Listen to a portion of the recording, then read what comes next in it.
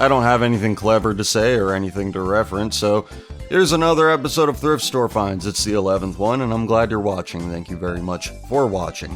It's been a while since last episode, but I have not been going to my regular stores lately just because the prices have been going up, and I'll get into that a little bit later. But here's the first game, Thrillville, for the original Xbox. I played I think it was the sequel for the Wii. I had that for a time, and I enjoyed it. So I picked this one up because I had never played the first one. I've always enjoyed the park management style games. Sim Theme Park was one of my favorite PC games back when I did not have consoles, or at least I didn't have a current generation console.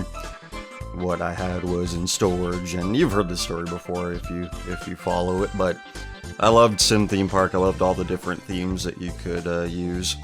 Loved all the different motifs. I loved all the different ways that you could build your park and organize it.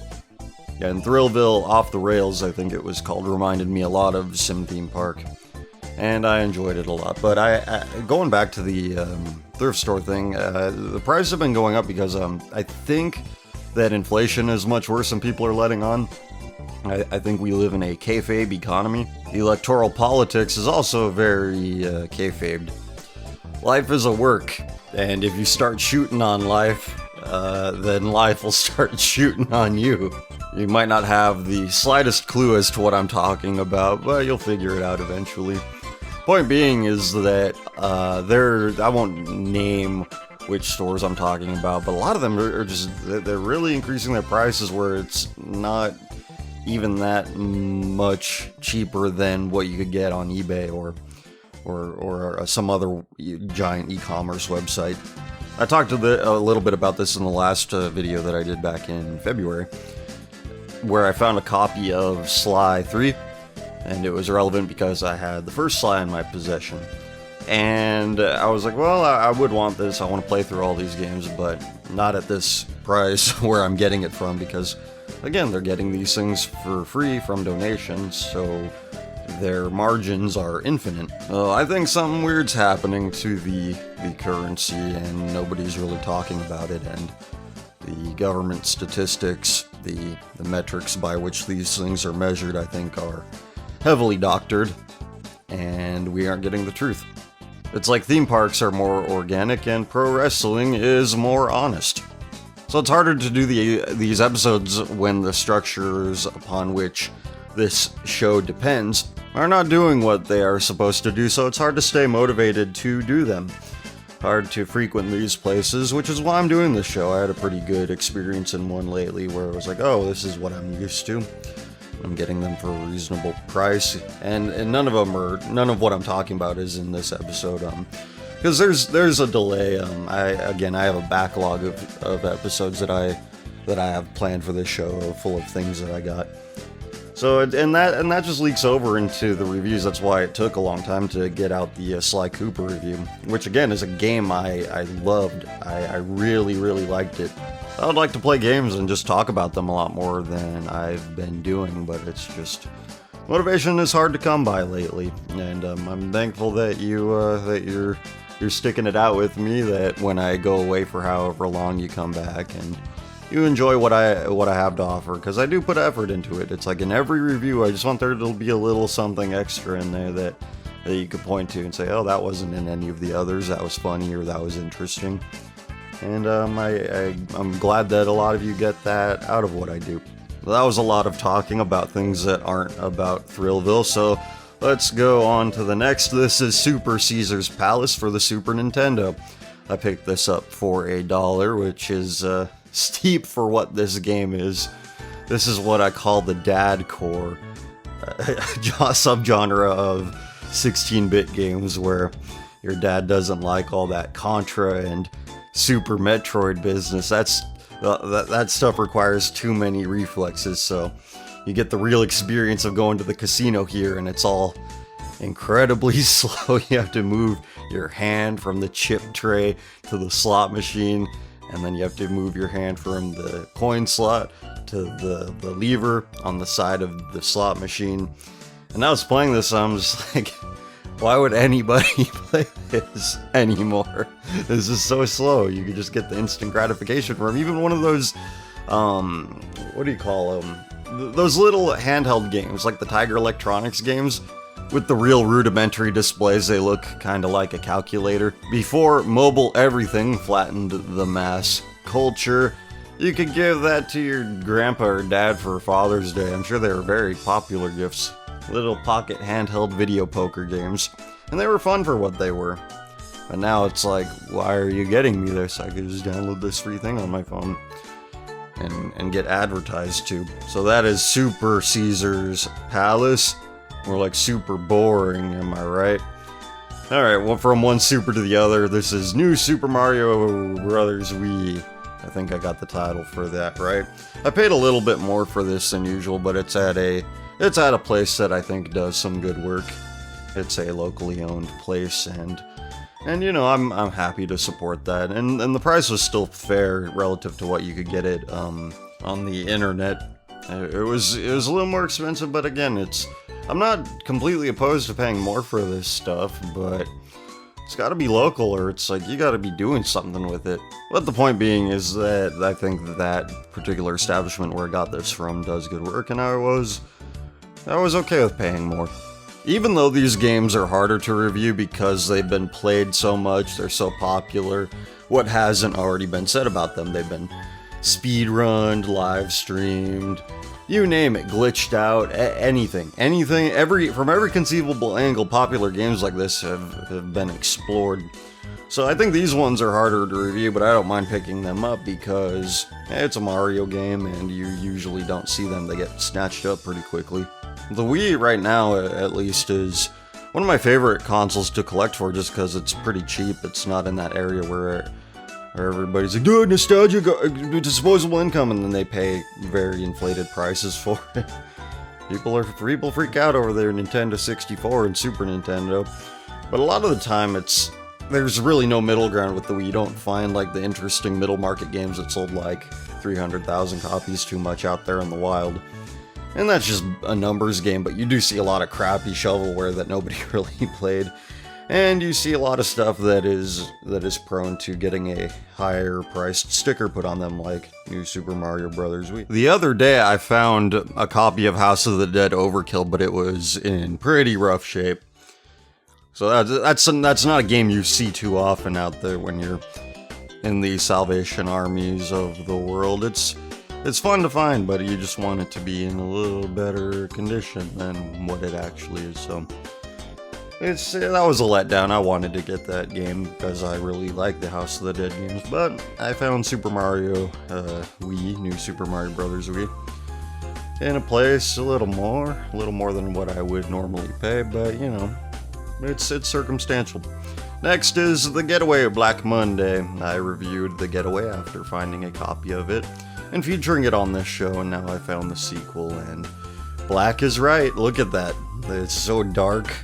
You know, the more I play these games, the more I find games like this, the more I observe trends from games from the past, the more I appreciate colorful games with distinct color palettes. It's a talent. It's a talent, and I think it's best proven that you have it when your color scheme, every color is distinct from each other, everything contrasts against each other well, and a lot of games, they just want to go for this realistic looking thing, and it's not very fun to look at, and I don't think I could do some color correction on my end on the footage I capture, even though I'm using pretty rudimentary equipment, but it's a pain, and it's like, I like to look at bright colors, and it's like gritty, grimy, dark places.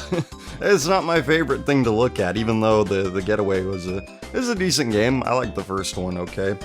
It's something that I probably won't play again, but it had a decent story, good voice acting, some good set pieces that here and there.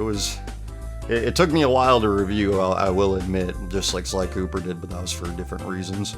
I think it's interesting how the industry went from gritty street-level crime inspired by all the Grand Theft Auto games, and then it went from that to, oh, here's another Middle Eastern conflict, how about that? And and the average consumer just ate it up. Whoa, new Call of Duty every year, let's buy it. And I know the sales for those were steadily declining, but there's still a lot of people out there with imaginations that are substandard. And that saddens me, because I like imaginative things, I like cartoony things, I like brightly colored things. One of my favorite games for a long time was Jet Set Radio Future, and that was just... That's my favorite kind of looking game right there. And I know this is ironic coming from somebody who actually enjoys a lot of sports games, even the simulation ones. I'm probably one of the few who has a simultaneous interest in video games and sports. It's a weird place to be in.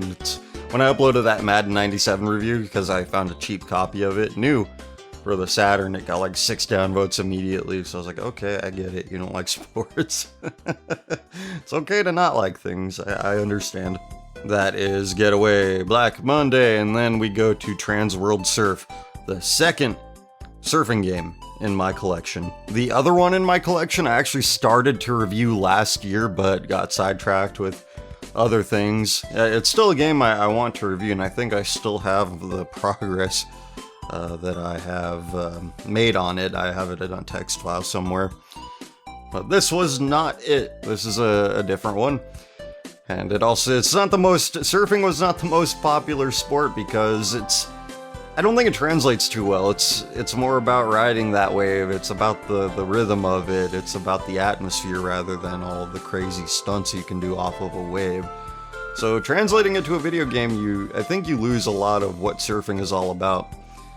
That doesn't mean the game is any more or less enjoyable. It just, I think it's not something that is perfectly communicable with a video game. I have all these ideas for videos in my mind that relate to games I've enjoyed in the past or haven't played and want to play, but the one idea I have is just I don't have the means to do it, and it has to do with all these extreme sports games that arrived in the wake of Tony Hawk's success, and I think there's a lot to be said about these games as they relate to the industry and why they didn't do as well as the Tony Hawk games, even though a lot of them are just as good and sometimes better. I think in the case of a game like Aggressive Inline, I think that game is probably the best extreme sports game ever made. If I had to pick one, I'd probably go with that. But as for why those games didn't do as well, the reasons are pretty simple, but they're not really discussed. I've watched a lot of videos about extreme sports games, but not many with respect to how they relate to one another and how they relate to the industry and how they relate to the culture of extreme sports. The idea I have in relation to the video I want to make, it would almost be a mini documentary. Like I think it could come up to an hour with what I want to do with it. It's just I don't have the means to do it at this time. So it's just you're bound by the means that contain you a lot of the time. So it's something in my head that I want to do, and I'm reminded of it when I find stuff like Transworld Surf. So if you want me to play this, I'll give it a shot. I'll review it if you want me to. Doesn't mean I'm gonna stop wanting to review the other one.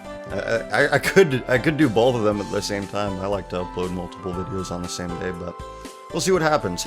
Next we have Project Overkill, a pretty early PlayStation title from Konami. Why did they ever get rid of their old logo? It's really good. But I think it's 1996. I think that's what the copyright on the back of the box said. And this came in kind of rough condition, but the price was right.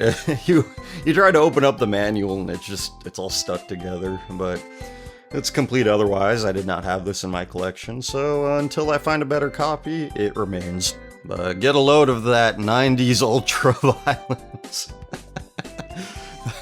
Man's antipathy to man was really on full display during this time period. I wish I had more to say or had a tangent that was inspired by Project Overkill, but I just don't. I don't have one. If you want me to review it, I will review it. Just let me know. You gotta leave comments now. I did the straw poll thing, in case you didn't know, but I like hearing from you and why you would want me to play any of these games that I'm showing you. I like to read the comments, I really do. I like to see what you have to say, what insights you may have, and they're all very inspiring. So then we'll get to our last one here. Ready to Rumble Boxing, a perky fighter full of personality. A game that I rented once or twice, and I got really good at it when it was closer to being a new game. I didn't want to buy it because I mastered it when I'd rented it. I got really good at it. So it's a game I enjoyed a lot, but it was I saw everything there was to see because of how well I picked up on it. But when I popped this in to replay it for the first time in a long time, I got destroyed. I lost it. I have lost the knowledge of how to beat this game and how to play it well, because I was helpless. I think this one made its way to Nintendo 64 and Dreamcast as well. I do remember the Dreamcast version pretty distinctly, because at Hollywood Video, they had the Dreamcast on display to play, and this was the game that was in it, and I was amazed by it. That was my first exposure to the Dreamcast, and how smooth its images were, and how much better the games felt. Man, that is all I have to show to you. 7 games. I think that's a pretty good amount. So pick the one that you want me to review. The show leads into the next video I do, and you have a say in it. Here's a thought experiment for you. Pick the game that you think will take the least amount of time to review. I'll tell you right now, I'll just cross one off the list. If people want me to review Super Caesar's Palace, I'm just gonna pick something else. But I will give my best attempt to not take 3 months to review the game that you want me to do. It didn't take me that long to review, it just took me a long time to get around to doing it, just because I'm doing other stuff and my energy's spent elsewhere. And, I want to do this more, I really do. I want to get through my backlog of thrift store video games I dug out of the trash. Yeah. I think I've been accused once or twice of dumpster diving. I don't think they were serious accusations, but wouldn't that be a twist? Dumpster dive finds. Here are all the games I found in the dumpster.